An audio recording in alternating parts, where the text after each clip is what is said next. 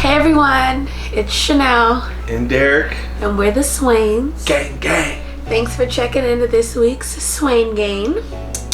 We thought it would be fitting to talk about what it's like being with somebody for so long and balancing different moods, like what it's like being together when you're not having the best day and you're not in the best mood, and it's not necessarily because of the other person. Right. Trust me, it will happen after being together for so long. Yeah, absolutely. I guess I'll give my first advice for the guys. I definitely always speak on our perspective. We are, I would say most guys are easygoing. So, we kind of, you notice when your woman come home and she didn't have the best day. Sometimes, separate yourself. If you can kind of just notice if she don't want any company, or she just immediately goes straight to the room.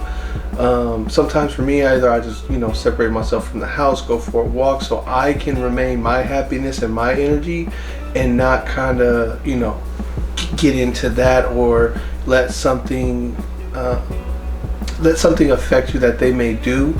Either you can, separate yourself or, just let them have their time, pretty much is what I'm trying to say. Give them that space. Yeah, it's really important to not take the other person's not necessarily being in the best mood personally, especially when they've voiced it, or sometimes you guys may have that type of relationship where it doesn't need to be said. You can get to a point where you're around each other so much you can kind of tell like they don't really want to be bothered. It's important to not take that personally, because again, we're humans and we're not going to always have the best day, but the fact of being together means that you are still most likely going to have to interact or be in the same space with that other person when you're in that personal mood of just, what does Monica say? It's just one of those days. Right.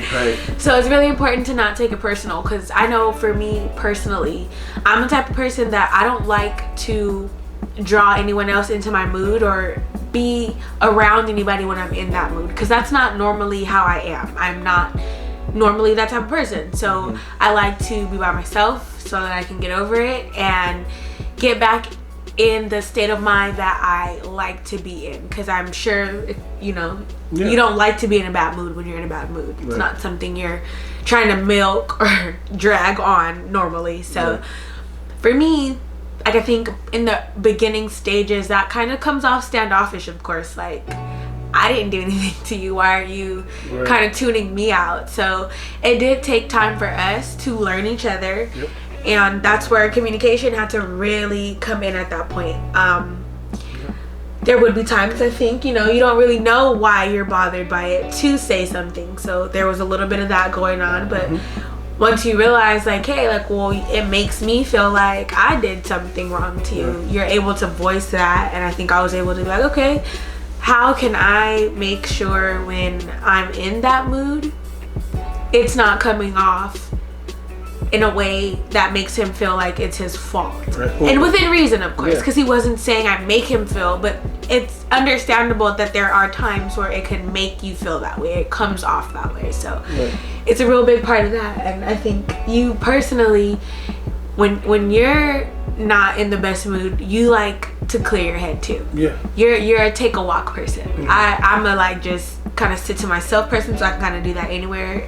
Go to our room, go to my car, go anywhere, pop some headphones in. But I think for me with him, I had to again learn not to take that personally. Why are you leaving me? Why are you leaving us? Let me help you. But I think you want to take it from there. Pretty much. I mean, what I really want to piggyback on what you had said, but communication is very important, and it was hard for me. Fellas, one thing I can say is when you take that walk, if you need a breather and you need to separate yourself, don't let it go. Don't come, because I'm just being an example. I'm the type of person I can get over it myself. I can get over anything, within myself. So I'll come back happy, ready to be normal, ready to kiss on her, hug on her, but we still never fix that initial situation. So make sure you're still ready to have that talk. If you were the one to, kind of give off the negative energy and create a situation, or if your woman came home and she, did something because she was upset that made you upset, be communicative. Say, hey, I want to separate, and don't try and come back like everything is all goody two shoes. Still have that communication, still have that talk to say, and don't, hey, I just learned this a week ago. I just learned this, not too long ago, which is the reason why we, felt like it was time that, we can make this channel, because not only we're going to be able to grow with the channel, but we can help you guys, because we've been through everything. So, and help us in the comments. Yes, feel free to let us know what do you guys do when stuff like this happens. I know it happens. Right. And that's the thing. I actually had a conversation with a friend when he was asking me about the channel, what was it primarily about. We get it. Relationships are not perfect. There's no fairy tale ending. There's no, it gets real. And so we just want to be able to say you can overcome those. We've been through the rough, the hard times. We'd be allowed to say that we never thought about splitting up. We've had those conversations. So it's just about showing you guys that you can overcome that and still be together, and it's a beautiful thing. And really showing you the reality. I know with social media, a lot of the time people think that you're only posting the good times, but in my personal opinion, the down times aren't necessarily the moments that you want glamorized or you're not proud to share. So it's not to say they don't exist. It's not to say you're saying that they don't ever happen. But for my personal experience, you post things that you're proud to be sharing, not necessarily the hurdles and the humps. And this is, for me, a way to be on a real level. I think a lot of the time with marriage, giving you a little fact about us, we got married young. Yeah. So a lot of the time we're the only married couple in the situation. That doesn't mean they're not couples that have been together for a long time, if not longer than we've been together. But I feel like a lot of people mistake marriage as never ever having a problem again. Like marriage equates to that term, and it really doesn't. It's still arguments, it's still disagreements, it's still tough times. It's just a commitment to work through those. But I'm sorry. Side note, and being, and I'm not to make this a thing, but being a faithful married couple, you're going to fight over little stupid shit. A parking space, a toy at Walmart that you think is unnecessary for the kids, but your wife think it's something that they need. You're going to get in little, what I would say are stupid debates, but just know, man, it could be worse. It could be worse, exactly. You took the words right out of my mouth. But yeah, going back to what we were talking about. No, I think it's important though. We were discussing making sure that you don't come back from a heated moment where you got a chance to cool off, acting like it didn't happen. I think we actually touched on it in last week's video. It's difficult telling the person you love about themselves, but when you really do love somebody, you don't want to let them be their own demise. You just can't. So if you're in a circumstance where you were bothered by somebody else's actions, it's really important that even though you may have calmed down and cooled off now, you communicate that in a respectful, adult manner, because it's something that will still stick with you. Whether you think that you've gotten over it, the next time that incident happens again, you have a little less tolerance for it. Yep. And each time it happens again, your tolerance for it is lower and lower and lower. But the person doing the offense doesn't really know it's affecting you to that level at any level at all. So it's really important to still talk about it. And then when you are on the other side of it, so maybe you were the one not necessarily in the best of moods for whatever reason. It could be the other, your significant other, or it could have been just work or whatever the case may be. It's important to come back and acknowledge what happened. We get to a point where we get comfortable, so we think they know I just needed to cool off. But that might get to a point where, you know, the other person starts to feel away, whatever way that might be. So extending that appreciation, like, for example, I used to not get it. Why do you need a break? Why do you need to take a step when I don't even really know what's going on? So you feel like there might be something to do with you. So coming back and saying, thank you for letting me, you know, clear my head. I was upset about something. It doesn't need to be in grave detail if that's not what you want to do, but extending that acknowledgement, like, I thank you for recognizing that I just needed a moment and creating the space for me to go take it. Absolutely. And, you know, I know it's not just a guy thing. I think it's more of a Cancer thing, but I just want to say, don't bottle anything up. Just giving an example is so funny because I'll hold things in. No, it's okay. It's good. No, it's fine. I'm all right. I'll be okay. Because I was always okay with, you know, making things better for myself. I didn't want to have to explain and, you know, and make her feel any type of way. So I always just bottled it myself. But then a little argument will turn into this whole other thing. And she's like, wait, like, you talking about that thing that happened 2 weeks ago? So, you know, speak up, okay? Don't bottle anything in. If it makes you feel some type of way, even if you think it's petty, I had to learn that, you know, through my wife, things that I thought was petty. Hey, if that's how she feels or if that's how you feel, just express it. Get it out. Don't hold that energy in. Don't hold that. Look, that was the last thing we touched on in the last video before we go. We want to talk about, because we were talking about the frequencies and energies and the vibrations. It's a scale. Anger, fear, frustration, doubt, judgment, those are all negative frequencies and vibrations. And you get that shit back.